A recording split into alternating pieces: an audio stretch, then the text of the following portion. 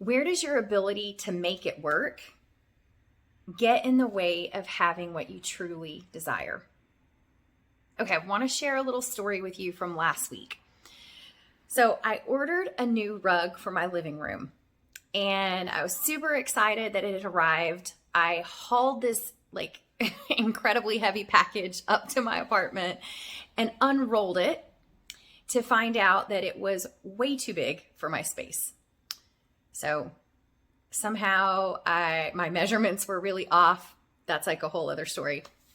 But I thought it was pretty funny because I'm literally like have this mess of a rug to contend with.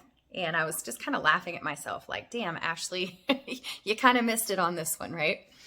So I took a picture of it and I shared it on Facebook. It's like, oops, new rug, wrong size. And I'm going to share the picture with you below so you'll see, or find it on the blog post you can go to and see, like, look at the picture. But everybody commented, oh, put it under the furniture. Did you try to do it the other way? Oh, just like squish it around enough and it'll fit.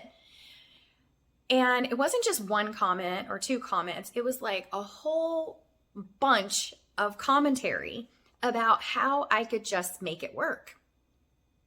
And look, I love a make it work attitude. Like resourcefulness is one of the qualities that I love about myself, and one of the qualities that I find really attractive about other people, right? When they don't get stopped by their circumstances, but they can find ways to be creative and make it work. And I love that.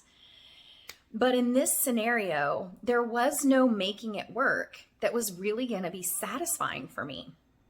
It was entirely too big. If I could have shoved the rug under the furniture, which I could have, the design would have been completely off center from the doors in the center of my room. Like it just would have looked like I had made it work.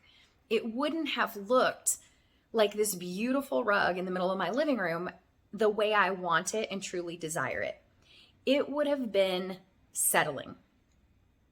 And it just brought up this interesting like thought process for me around that. Like how often are we making something work instead of having what we truly desire?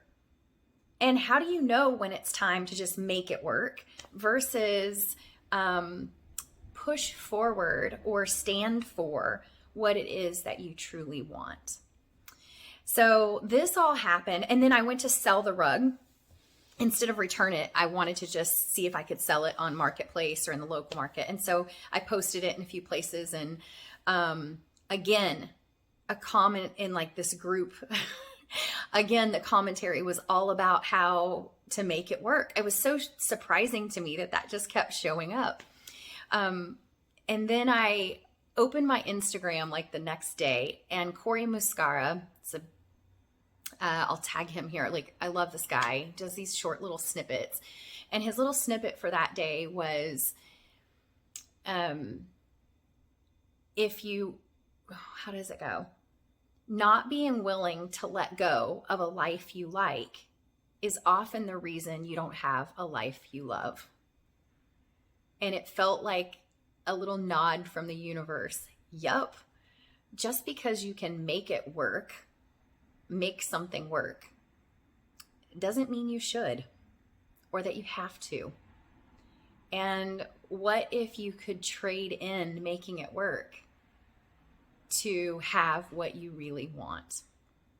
You know, universal law says, it's the law of polarity. It says that if the desire is present, the way to fulfill it is present too.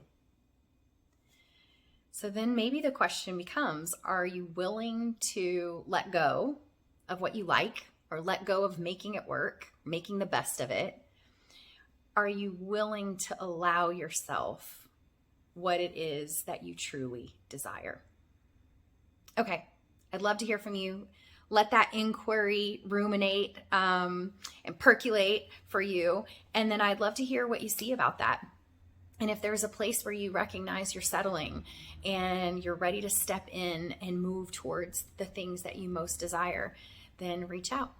That's what I'm here for.